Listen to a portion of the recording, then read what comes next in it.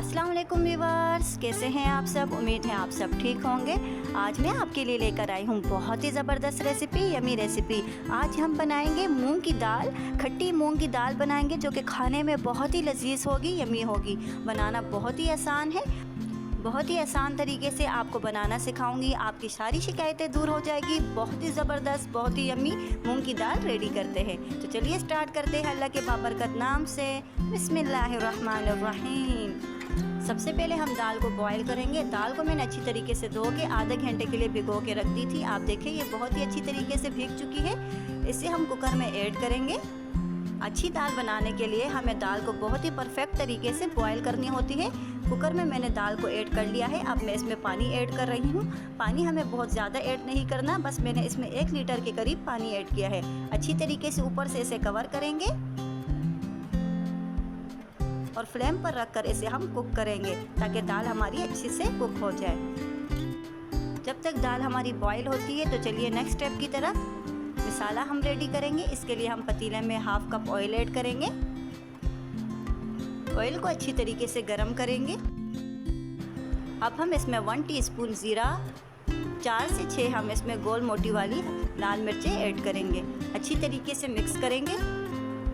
अच्छी तरीके से मिक्स करने के बाद अब हम इसमें लहसुन, अदरक और हरी मिर्चों का पेस्ट ऐड करेंगे। अच्छी तरीके से मिक्स करेंगे।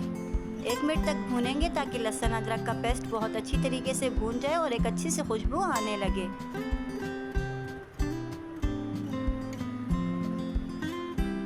तकरीबन 1 मिनट हो चुका है और आप देखें लहसुन अदरक का पेस्ट कितनी अच्छी तरीके से भून चुका है। हमें बिल्कुल इसी तरीके से चाहिए था। अब हम इसमें कुछ स्पाइसेस ऐड करेंगे। 1 टीस्पून लाल मिर्चों का पाउडर ऐड करेंगे। 1/2 टीस्पून हल्दी ऐड करेंगे। 1/2 टीस्पून धनिया पाउडर ऐड करेंगे।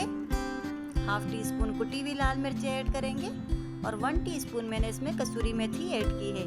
अच्छी तरीके से मिक्स करेंगे। 2 टेबलस्पून के करीब इसमें पानी ऐड करेंगे ताकि मसाला जले ना, नीचे ना लगे। खाने में बहुत ही ज़बरदस्त होती है। जो भी खाएगा आपकी वाह वाह करेगा। इतने मज़े की बनती है और झटपट से बन जाती है। अच्छी तरीके से मिक्स करने के बाद आप देख सकते हैं कि मसाला हमारा कितनी अच्छी तरीके से भून चुका है। अब हम इसमें टोमेटो पेस्ट ऐड करेंगे। 2 से 3 मैंने दरमियानी साइज़ के टमाटर लिए थे जिनका पेस्ट बना लिया है, इसे ऐड किया है। अच्छी तरीके से मिक्स करेंगे। अच्छी तरीके से मिक्स करने के बाद हम इसे ऊपर से ढककर 3 से 4 मिनट तक पकाएंगे।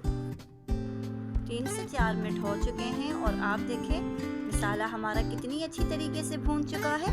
ऑयल इससे बहुत ही अच्छी तरीके से सेपरेट हो चुका है। हमें बिल्कुल इसी तरीके से चाहिए था। अच्छी तरीके से इसे मिक्स करेंगे। जितनी अच्छी तरीके से हम मसाला रेडी करेंगे उतने ही मज़े की हमारी दाल बनेगी। दाल बनाने के लिए हमें मसाला बहुत ही अच्छी तरीके से रेडी करना होता है।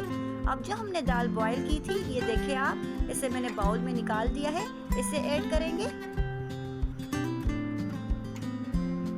अच्छी तरीके से मिक्स करेंगे दाल को मसाले में ताकि मसाला दाल को अच्छी तरीके से लग जाए।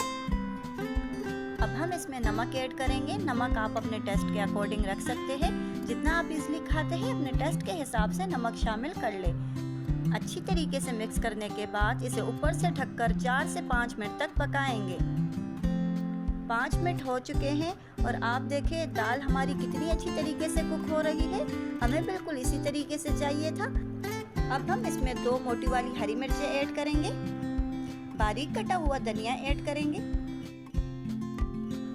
और ऊपर से ढककर इसे 2 मिनट तक पकाएंगे। 2 मिनट हो चुके हैं और आप देखें दाल हमारी कितनी अच्छी तरीके से रेडी हो चुकी है। ये देखें आप, ये बहुत ज़बरदस्त रेडी हुई है।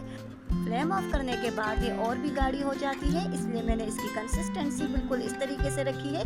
ये बिल्कुल परफेक्ट कंसिस्टेंसी है इसकी। आप देखिए इसकी लुक देखें, ये कितनी ज़बरदस्त बनी है।